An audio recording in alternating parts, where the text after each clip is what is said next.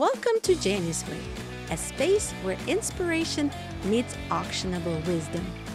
Today, we'll be diving into the art of daily alignment with a focus on mindset, awareness, and the creation of transformative habits.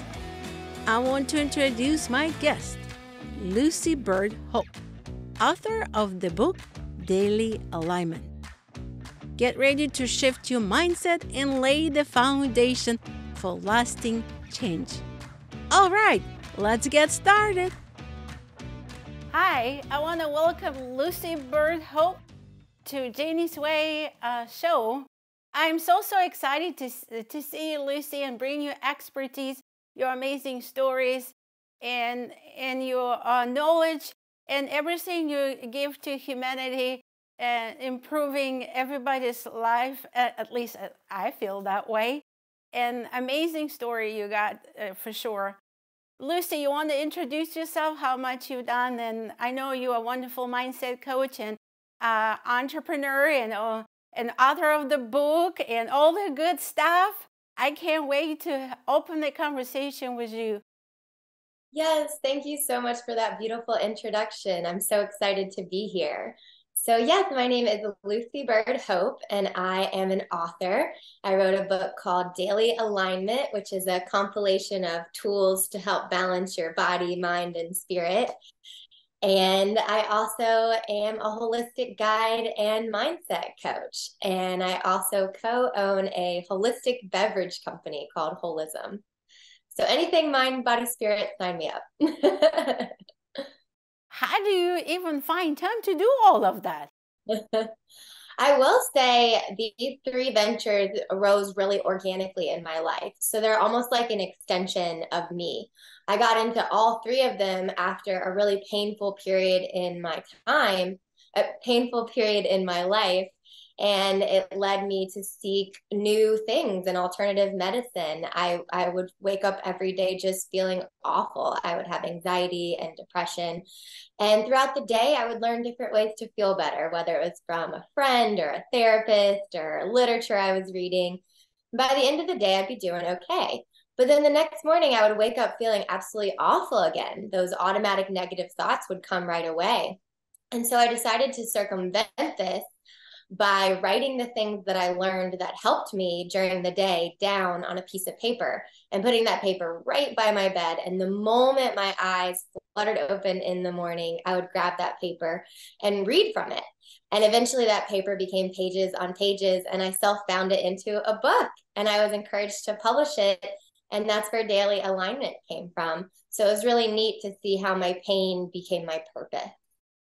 Wow, that's an amazing story. A lot of people will be suffering in pain, got in their shelf and continue to suffer. And look at you, you turn your pain into your purpose.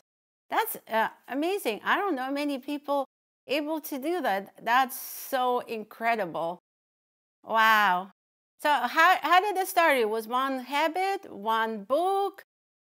Who really inspired you on that incredible journey? Yeah, so great question. It was a compilation of so many things. I was reading literature and different techniques from great spiritual teachers like Abraham Hicks and Deepak Chopra and Eckhart Tolle and these wonderful Michael Singer. And I was getting such great wisdom, and I would kind of take like the really juicy nuggets that I had learned and write those down. So the book Daily Alignment is really like each concept is almost like bullet pointed. Each concept is just a page or two long. And I did that really for myself because when I was in that time of crises, I couldn't focus enough to absorb a full book or traditional narrative. I just needed the really core things just right there in front of me, easy and simple to read. So that's kind of how it just evolved naturally.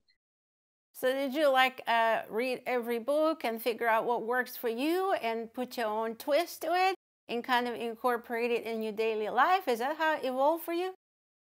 Yeah, some of that. There was definitely some of reading and studying these masters and then applying that or interpreting it myself. And then there was also a lot of my own work. I delved really deeply into psychology I've always loved psychology. I majored in psychology at University of Texas.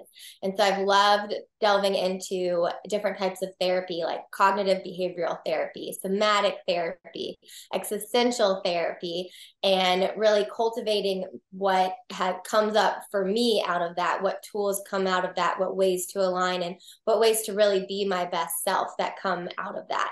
And then some things would just be random words of advice from friends or family that just were the right thing that I needed at exactly the right time. And I would write it down and remember it, and then would later put it in my book. So your love for psychology didn't just start. It sounds like it started a long time ago, isn't it?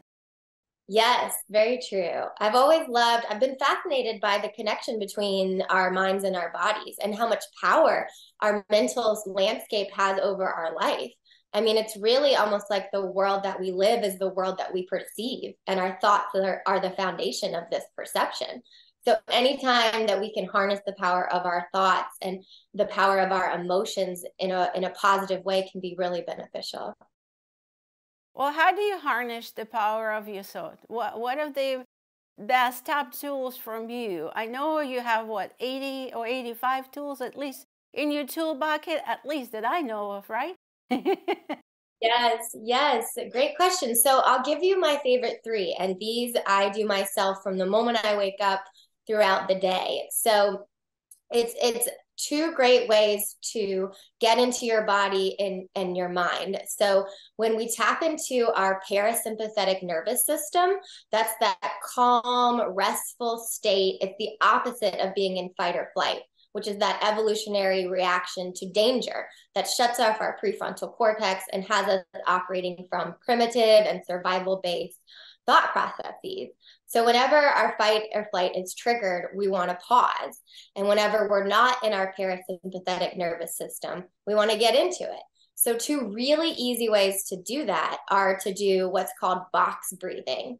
So these are deep, intentional breaths for a certain amount of counts that make it like a box. So you can breathe in for 4 counts, hold for 4 counts, breathe out for 4 counts, and hold for 4 counts.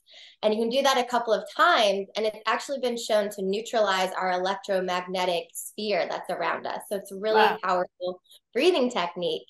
And then another really easy thing to tap into is simply labeling anything in your environment that you can sense, so that you can see, that you can taste, that you can smell, that you can touch, and that you can hear. Hearing is actually our fastest sense. Evolutionarily, that helped our ancestors be readily alerted of approaching danger. But now we can use it as a hack, as the fastest sense to get into, to get out of our minds. So anytime you're caught in those swirling thoughts, if you can just get into your body by tapping into your senses, you are automatically grounded and out of those thoughts. So hearing is my favorite one, just simply listing anything you can hear in your environment. And that sense will sharpen for you as you play that game. So maybe you hear like the hum of a fan or an air conditioner unit, or birds chirping, or your breath, or the sounds of movement. There are really subtle sounds always going on around us that we can tap into to get out of our mind. And Wow. my third favorite technique that I love is called focusing on positive aspects. So this is simply observing your environment and highlighting anything that is positive as opposed to negative. So this could be the pleasing color of paint on your wall. This could be a beautiful shirt that you're wearing. This could be wonderful room temperature. This could be the beauty of sunlight streaming in the room. It's really literally anything that is positive in your environment that brings you joy, that uplifts you, that fulfills you. And you just label and note those things, and that builds momentum of positivity and can attract more positive things in your life. So those are some of my super favorites, just like a little 1, 2, 3. Do a round of box breathing, tap into your senses of listening, and highlight the positive aspects around you. That's awesome. Lucy, does box breathing, does it matter 4 or 5 or 6 breaths, or is it individual? That's a great question. Even one breath will help. I like to do 3 rounds. I feel like 3 rounds I've really tapped into it. And can you clarify when you say listening? Do you just, when you in a bad moment or overwhelmed with some anxiety, just kind of tune in into your listening and be quiet for a moment to so you can listen to your environment? Exactly. So when you are actively engaged with your sense of listening, you are moved away from being involved in your thoughts. So it's a way of redirecting your focus to be in your body and in the present moment and grounded where you're really being your best self. Oh, that's awesome. Okay, well, positive labeling. That's an interesting concept. How is that different from gratitude? Yeah, I great know. question. So it's a little bit different in that with gratitude, you're reaching for something overarching to be grateful for. Like sometimes if I'm thinking, oh, I'm grateful for my life, then my mind gets involved and tries to tell me all these things that are wrong with it. Whereas when I'm simply labeling what's positive as opposed to negative in my immediate environment, there is less of a resistance or a detachment or space for the mind to get involved. Oh, so when the gratitude, it may be a little bit negative connotation there, maybe some angle, right? Well, Sometimes for some people, sometimes, yeah. well, you do label positive things. There's no agenda there, basically, right? Exactly. Exactly. You just noticing positive, and when you notice positive, well, as Abraham said, you get more positive, right? Yep. Yep. You got that right. Momentum builds on momentum. It's like the snowball effect. So if you can let your snowball be filled of positive things and then keep snowballing into more positive things, that can be a lot of fun. Do you feel like the most important part of the day is the morning to start your day on the right foot, so to speak? Yes, absolutely. That's a great question. I feel like it's really important to align, alignment being one of my favorite words. It's almost like being balanced. Being aligned is like being balanced, being in harmony, being at your optimal place physically, mentally, emotionally, and spiritually. And I think that it is wonderful to get aligned right from the start of the day because, as we were just discussing, momentum builds on momentum, energy builds on energy. So when you set your day starting out with from a place of alignment, then you are much more likely to be aligned as you go throughout your day, as opposed to trying to find it later on. It's like setting yourself up for success, putting your best foot forward. How's that different from having the day before a vision for the next day of being an awesome day? Ooh, it's beautiful. It's totally aligned. Yeah, I love that. I say the more techniques and tools you can incorporate, the better. I love envisioning that I will have a beautiful day the night before I go to bed. And then the moment I wake up, I do my 1, 2, 3. I take a round of box breathing. I tap into my listening and I label what's positive around me. And it helps me just carry that momentum. I love the idea though of visualizing positivity and beauty in your day and in your future. It's really powerful. Do you feel like visualization is more like a painting, a beautiful painting, as it help you become your own artist? How you can create your own day, your own life, more of a creator than an innocent standby person? Exactly. I love this idea of thinking of your life as a picture you're painting. One of the metaphors that I really resonate with is visioning myself as a blank page out of a book, and I hold the pen. It's like a blank canvas, a blank page, and I'm the one in charge. We're all the one in charge. And so I love the idea of envisioning this beautiful picture and then walking that path every day in order to reach it. It's like a way of directing myself. When I have that vision in front of me, it's like a way of aligning myself with that vision on a daily basis. And then eventually it manifests. To me, creating a vision is being a creator, an artist, someone that have a way and ability to not just stand there and feel like you're a victim of any circumstances. Yeah, it's really empowering to know that you hold the pen or the paintbrush, that we're all the creators of our own life, and that we all come from creation and we all create on a daily basis, whether it's making our breakfast or figuring out a specific route to drive on. We're always creating. It's just about harnessing that and being intentional about it.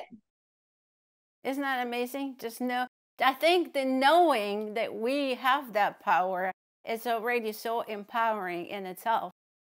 Exactly. Exactly. It's the first step. It's like cultivating that relationship. Like, I have a positive relationship with being empowered. I have a positive relationship with writing my own book or my own canvas, painting it, cultivating that nurtured relationship. Yeah.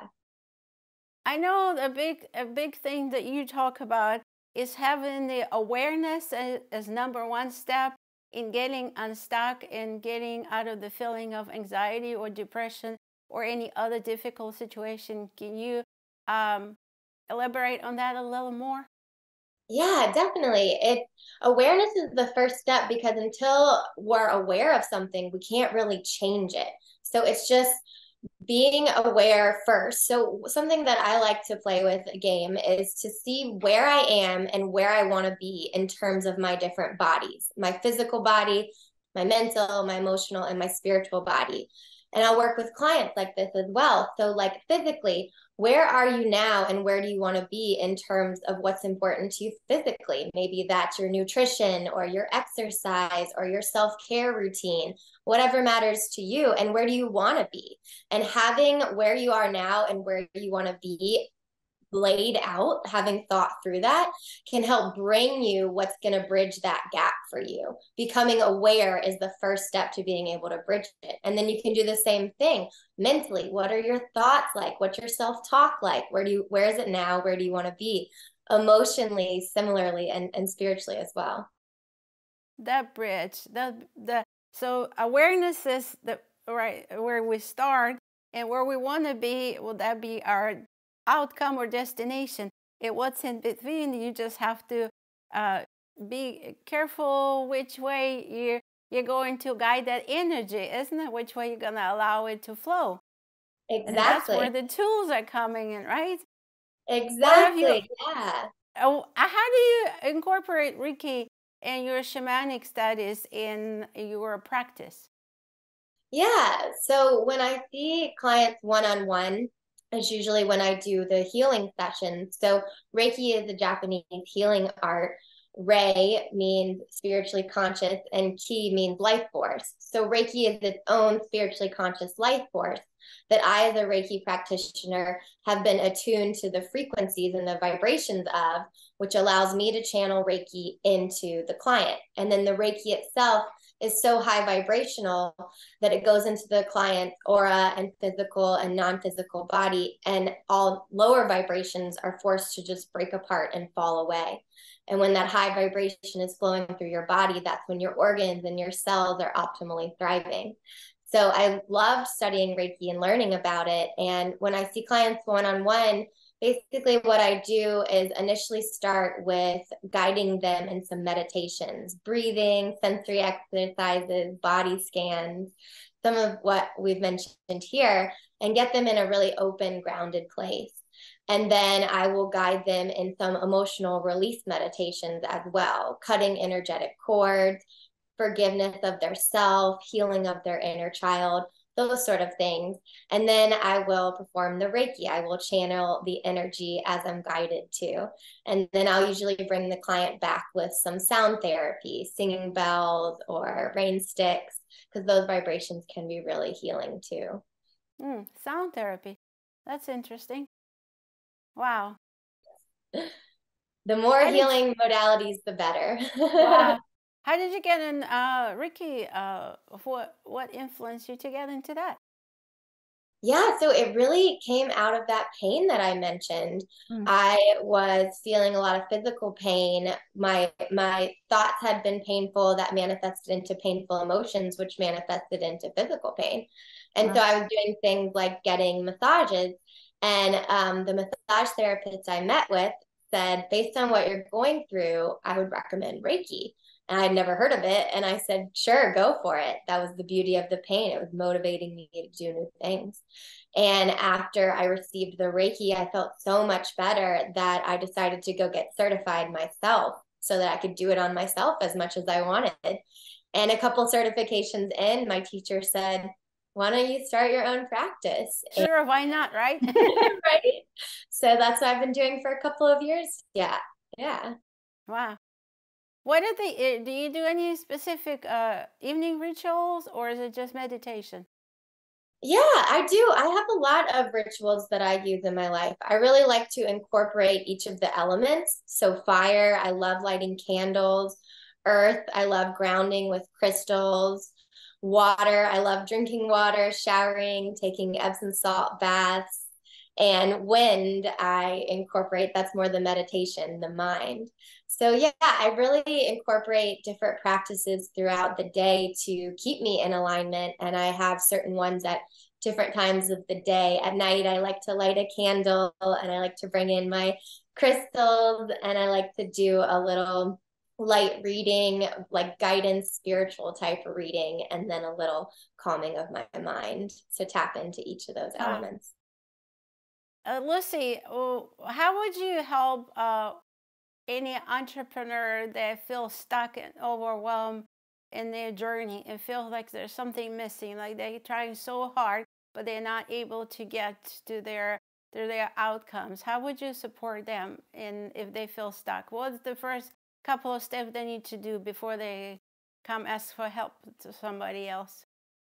Yeah, great question. I would say initially it's about realigning your energy. So it's not even really like a big initial step I tell other entrepreneurs or clients to take. It's really just about cultivating the relationship with whatever it is that you want to bring into your life.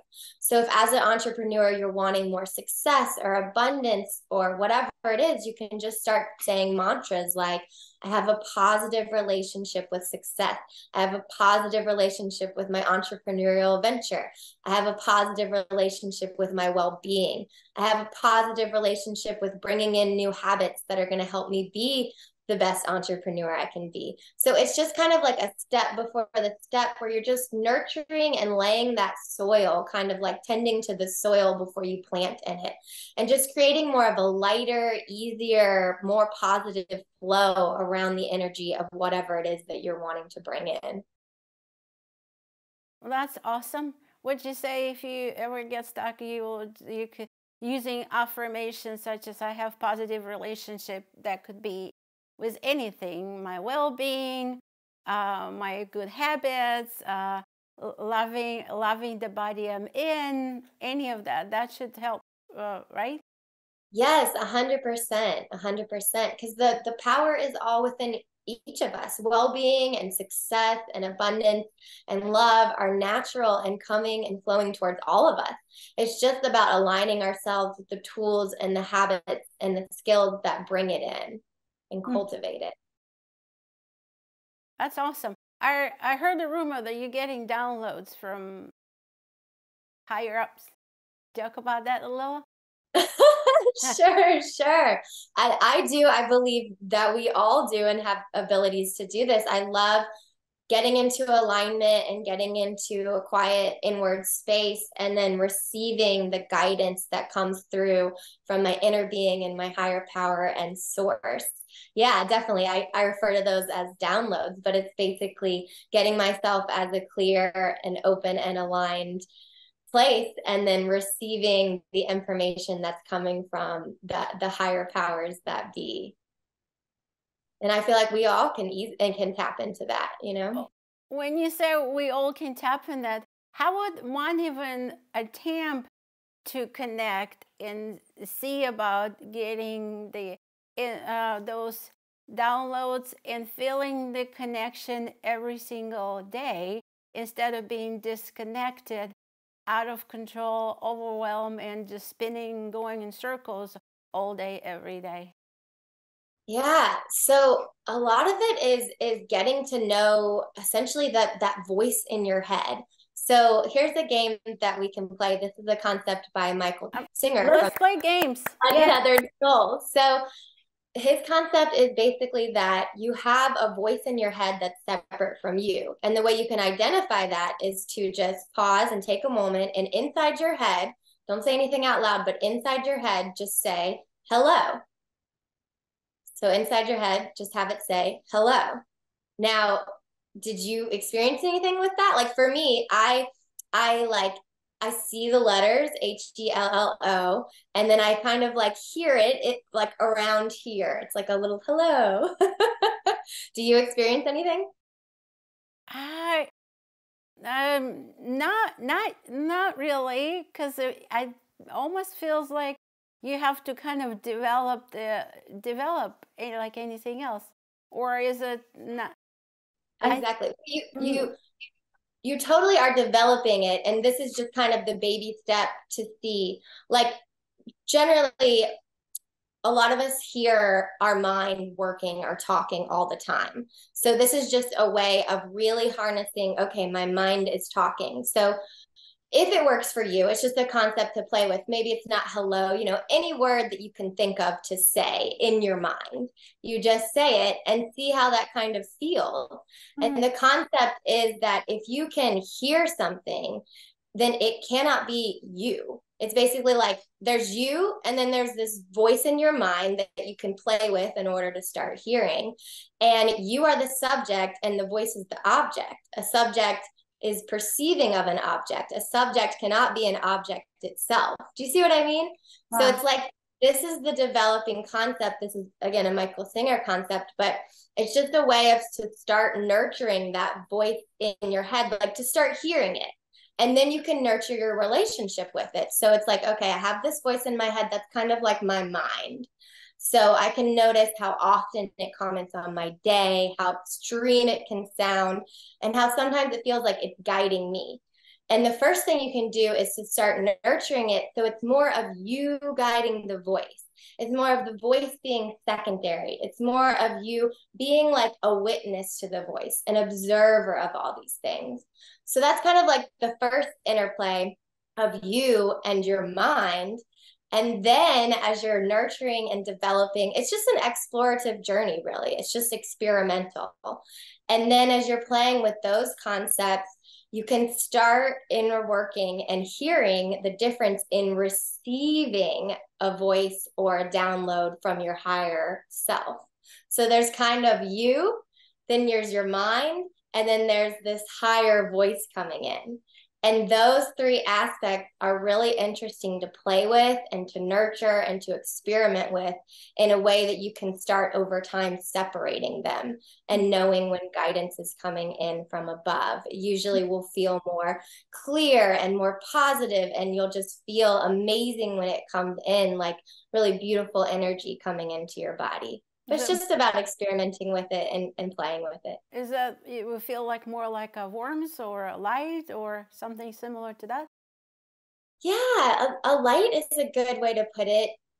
For me, it's really a visceral feeling, I would say. It's like a lightness of, so maybe it's like a light feeling as opposed to a light, but it's different for everyone. My experience is very different from other people I've talked to and how they receive downloads and guidance. Hmm. Is that something that people call intuition, or in your opinion, intuition is something different than download? And if they are, how are they different? I would say they are identical. Yes, definitely. I would say that intuition, that's what's coming from that higher self, that source that is more of that divine wisdom. So a lot of people say, well, you need to kind of see if you can develop your intuition, then you'll be less confused, will have more clarity. And the only way to really do it is just kind of decide it and focusing that's something you want to do, and maybe start with baby steps, right? Definitely. Definitely. I'd start with those mantras. I have a positive relationship with my intuition. I have a positive relationship with developing my intuition. I have a positive relationship with being curious about my intuition. Whatever really allows you to nurture that groundwork and then step into it more from that place of alignment. I like the one you said. I'm curious about developing my intuition. Yes. Yes. Curiosity is where everything starts, isn't it? Like It really is. it's to Yeah. me, it's curiosity and exploration. Being able to, willing to explore, and kind of play. I like games. Let's play some more games. Come on. What other games? What other games? Games? We forget sometimes. That's how we learn as children, is by playing games, by engaging in new activities. And that's, didn't you say, I heard you say that before, by learning new things, those good feeling chemicals are kind of rushing in there and make us feel good, and it makes us like, ooh.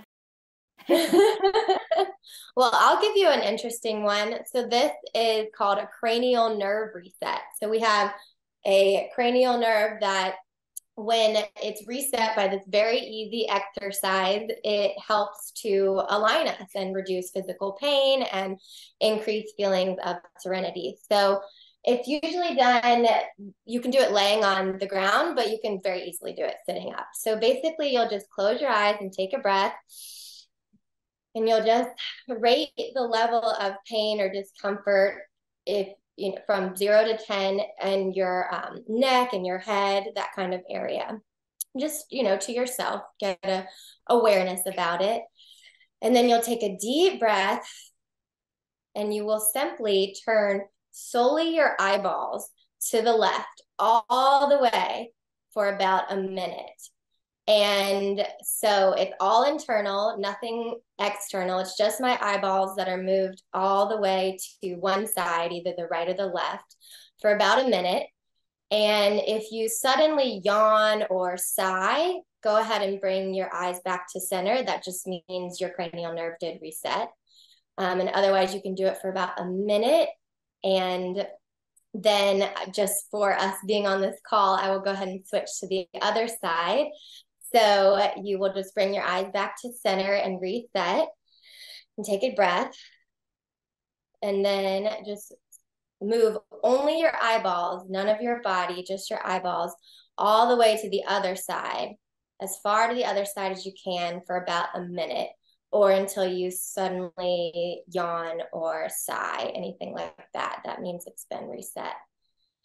So I haven't given you the full minute here just for the sake of our call, but I'm curious, if you bring your eyes back to center, if you feel any better. Oh, wow, that was great. And we didn't even do a minute on each side. I don't think so. Wow. Really neat. There's a lot of science behind it. It's a wonderful exercise. Well, so it's resetting cranial nerves, you said? Yes. Yes. Wow. That's amazing. You know what I also felt? It's like it put me into, almost like it put me in my own body. Like this is the only thing I was focusing. It's like I was internalizing my energy, was just me in my internal energy. That was awesome. I'm so glad you liked it. Yeah, it's a fun one. Games. That's where the fun is, playing games. We'll do a couple more. So this one is more conceptually, but it's a beautiful concept that's very fun to play with. So this is called Feeding the Good Wolf. And basically the story Wow, that's already exciting. Yeah. It's a Native American legend. Wow. And basically, there was a Cherokee grandson that asked his Cherokee grandfather to tell him the ways of life. And he said, "My son, there's a fight, and it's going on inside all of us. And it's between two wolves. And one is bad. It is resentment and anger and jealousy and insecurity and lies and ego and superiority and shame. And the other is good. It is joy and hope and love and faith and forgiveness and empathy and compassion and truth." And the grandson said, "Well, which one will win?" And the grandfather simply replied, "The one you feed." Yeah. And I love embracing that metaphor. I do see it as maybe almost like a game. It's just something to play with, which one I'm feeding. And it's really powerful to run my thoughts by the test of which wolf am I feeding, and see what I'm really doing. Wow, that's amazing. But just which one you feed. If you feed the positive, the more positive will come. And overall positive result will just raise the vibrations, right? Yes, yes, yes. What other way of raising vibration? Meditation, groundwork, breathing, any other quick tools like if people can do during the day? Yeah, definitely. So a really neat one I like is for times of crises or overwhelm, or just when you really want that clarity pretty much immediately. Okay. So this one is a neat one called activating your mammalian dive response. Wow. And Okay. so, yeah, it's a neat way of tapping into what happens to your body automatically when you go underwater. So this way is you simply get a really cold washcloth and put it around this part of your face. It needs to cover your forehead, your nose, and above your lip, like this area. Or if you're really brave, simply dip your face in an ice bath. Basically, whatever gets your face, this area, really cold. I like the washcloth better. But what it does is it tricks your body into thinking it's suddenly underwater. And the changes that occur automatically are a lowering of your pulse, a lowering of your heart rate, and an increase of the flow of blood to your brain, which increases your cerebral functionings. So it's been scientifically shown that within 30 seconds of doing this activity, cerebral thought increases and the body returns to a calmer state. So it's a neat one, just a little hack. Awesome. What are the things to get more into parasympathetic nervous system response when you're anxious? Yeah. So definitely start with some breathing. I mentioned the box breathing. That's a good one. Tap into your senses. And then you can also do what's called a body scan. That is just mentally scanning your body. Like envision that you're shading your body in with a pencil. That's a way to do it.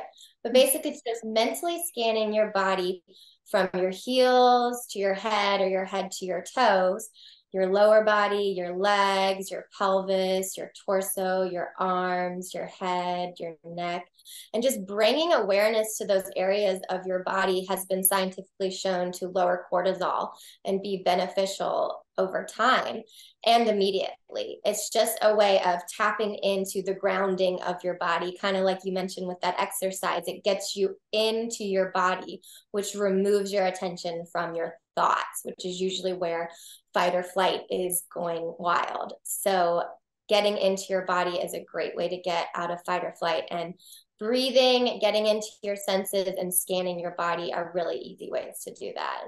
So how would you bring awareness to one part of your body? What if people not sure how to do it and they've never done it before? How do you bring the awareness? Totally. So I will say I offer a guided body scan for free on my website if you're called to, but you can also just play with this. You can, if you enjoy reading, you can write the different parts of your body down and then just read off of it. That's what I do in my book. I just have it listed by, okay, now you're scanning, and I list each part of your body. And that's how I guide myself in a lot of the scans, just by saying, okay, my feet, and then putting my attention there and just playing with it. Maybe it takes a little bit to get used to it. That's totally normal. But the idea is that whenever you receive parts of your body that are experiencing certain sensations like pain, you're just scanning it as an observer. So you're not adding judgment or resistance or, oh, I wish I didn't feel this way. You're just as a neutral observer and a witness, mentally scanning each part of your body, which allows the muscles there to relax and release. And you can let go of what you've been carrying and kind of realize how much you've been tensing up your body. That's what happens when I do it. All of a sudden, when I'm mentally scanning like my jaw, I'll realize I was clenching it. You said jaw, I'm like, ah. Oh, maybe I'm doing it too. It's like automatically kind of like relax. So that was interesting. Yeah, and so you wouldn't know. This is really about that awareness. It's bringing awareness to your body so that you can release things that aren't serving you anymore.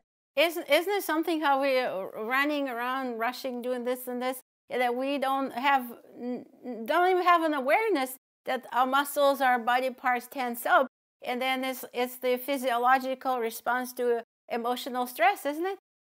Exactly. And that's the beauty of the system, that if for some reason we don't notice, our body will alert us after long enough when it manifests into physical pain. That's our body saying, hello, I really am getting your attention here. We really need to do some inward realigning. And so, yeah. So pain is actually good, is a warning sign. You have to stop and breathe, or stop or pay attention. Stop and do something about it. At least bring the awareness, figure out what the pain is coming from, right? It's not anything to be scared of. Is the warning sign to say, stop, something is not going right. Wouldn't you say that? Correct? Exactly. What is this going to teach me? How is this going to serve me? What am I going to learn from this? How am I going to evolve from this? How am I going to be better as a result of this? It's like seeing it as a catalyst for transformation and a motivation to move in a new direction. That's exactly what you did. You didn't give in into pain. You kept looking for more and more and new ways of figuring out first how you can help yourself, and then after you figure out how to help yourself, you're helping others now. Isn't that amazing, huh? I really appreciate that. That touches my heart. Thank you. Yeah. Yeah. And I will say for anyone who is experiencing pain, I mean, I definitely a lot has come out of my pain, but I was in the pain for a while, and it was really intense. What's a while? I mean, long enough, to be honest, to become suicidal. Oh my God. I didn't know that. Yeah. It was just really difficult, and I just only share that to resonate with anyone who is in pain and is thinking, oh, you turned it so quickly to purpose. Like, no, there was a while there where I was just in pain and I didn't know what I was doing, but eventually I did get there. It's all about trying to look from a different angles and trying to figure out how to get to the other end of that bridge, isn't it? Oh, yes. Who was the most, who would you think? I'm sure you have a lot of different clients, some more challenging than others, some more fun. Tell me a story about the most fun client you had. What a great question.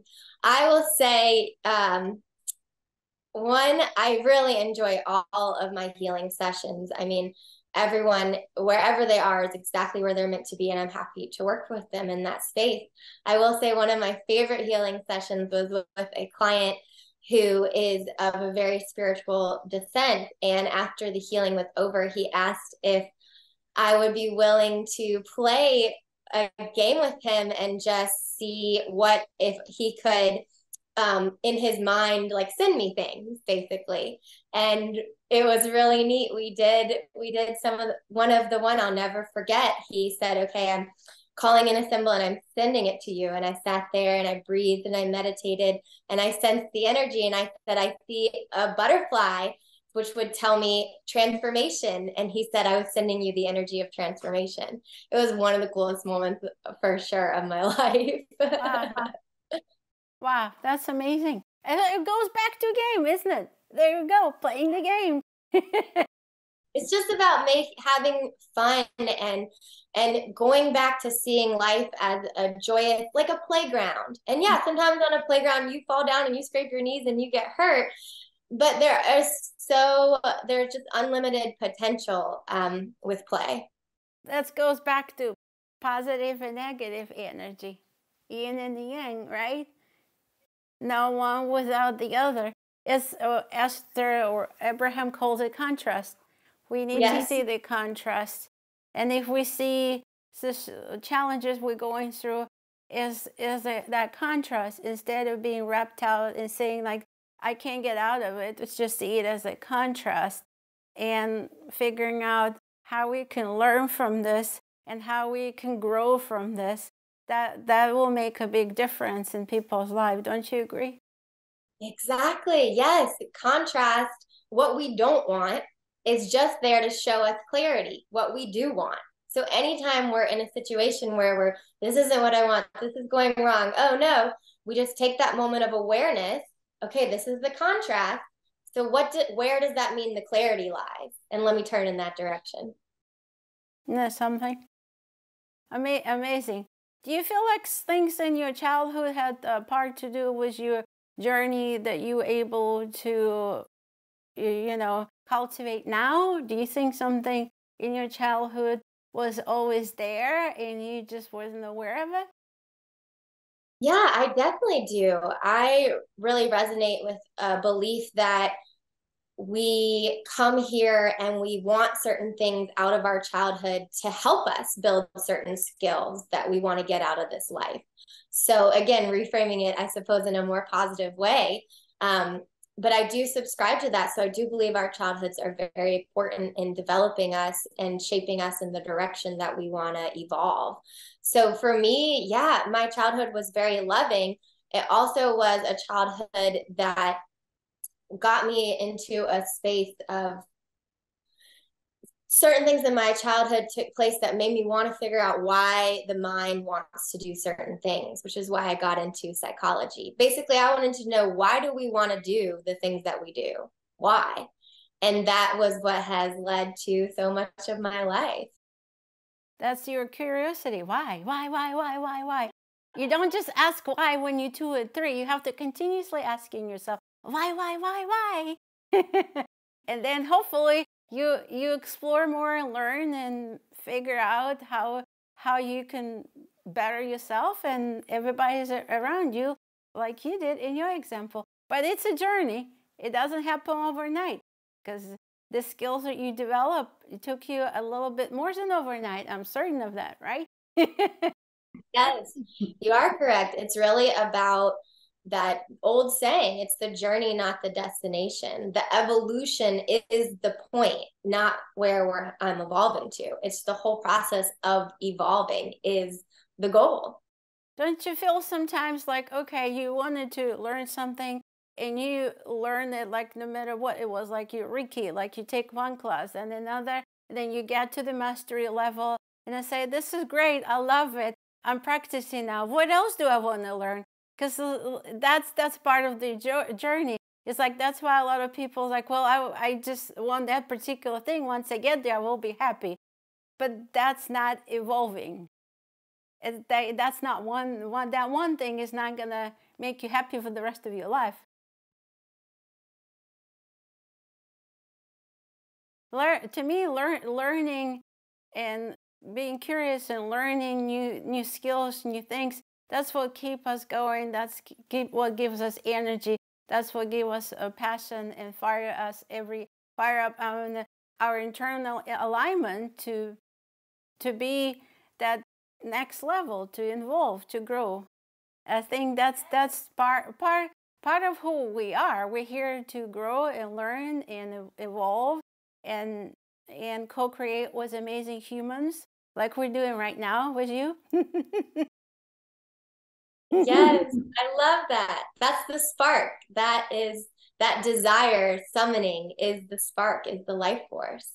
Yeah, I totally believe in it. Let's not forget about your entrepreneurship and all of your businesses that you started. Do you want to just quickly tell people what you developed some drinks with your partner? I've heard. Yeah. So Holism is a holistic beverage company, and that one interestingly came out of the same pain I was going through. As I mentioned, the mental plane became. Who would have thought, right? We would never guess that. It's like it checks out.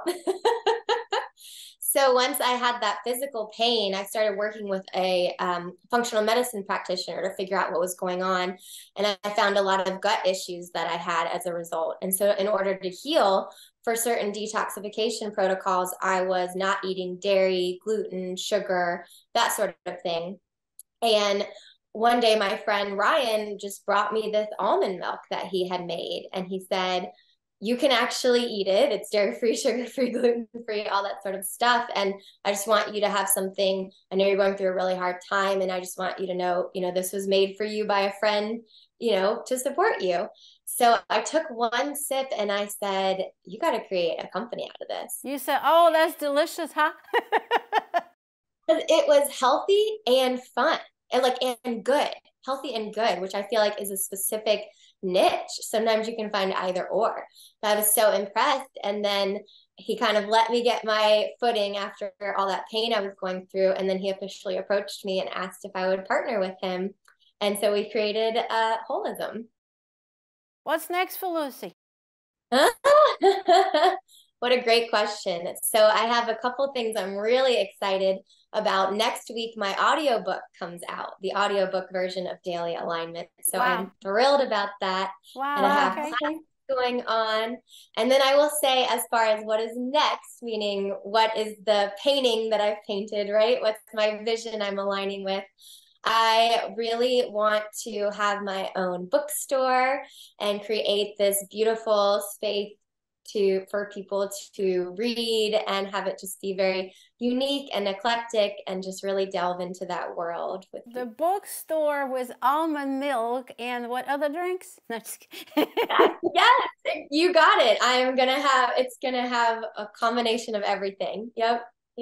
Holistic bookstore, is that where? Ooh, yeah, there we go.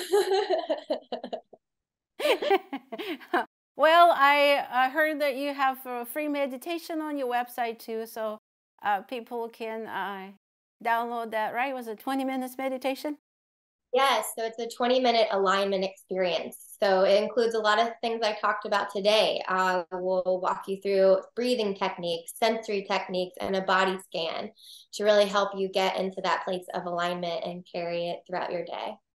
So if you would summarize our conversation today, what's the three to four big takeaways for you? I would say that awareness is key, and just starting to cultivate that awareness of where am I now and where do I want to be in terms of my physical body, my mental body, my emotional body, and my spiritual body. Being gentle on yourself and easy on yourself, and just bringing in that mantra. I have a positive relationship with alignment. I have a positive relationship with bringing in new habits, whatever it is. But the power is within all of you. Well-being is natural and flowing to all of us. It's just about aligning with the skills and the tools and the habits that let it flow in your life. Well, you brought us a lot of different techniques. They're amazing. I love them. I can still feel the one for cranial nerves. I think for people to take away from me, they need to just start. Even if it's a small step, very, very small step. And having the knowing that they can change their situation and just walk away maybe for 30 or 60 seconds, to step away and breathe so they can potentially see a different angle. And they heard a lot of different tools they can use, and hopefully that will help. And I know that just to have the awareness, like you said, is a big deal. Awareness and knowing. So yeah, I can't appreciate you enough, and so happy that we had that conversation. Do you want to tell people about your website? Yeah. So you can reach me on my website. It's lucybyrdhope.com, and Byrd is spelled with a Y. And my Facebook and Instagram are also Lucy Byrd Hope. And you can get my book on Amazon, Daily Alignment by Lucy Byrd Hope, or on my website. Awesome. I'm excited about audiobook. I love audiobooks. So people watch out for that audiobook. Or if you don't want to wait for the audiobook, go on Amazon and get Daily Alignment. The book title says it all, isn't it? Alignment Daily Alignment. You have to, it's like tuning the instrument. You have to align every day. Exactly. Well, I really appreciate your wisdom, your experience in your journey. It was very interesting and exciting for me, and amazing work you do, and keep going and keep growing and changing the world. And I can't wait to see your next chapter, and I can't wait to talk with you again soon. And just amazing. Thank you so much. Thank you so much. It's been a pleasure. It's been my pleasure. Thank you. I hope you found inspiration in Lucy's way of thinking.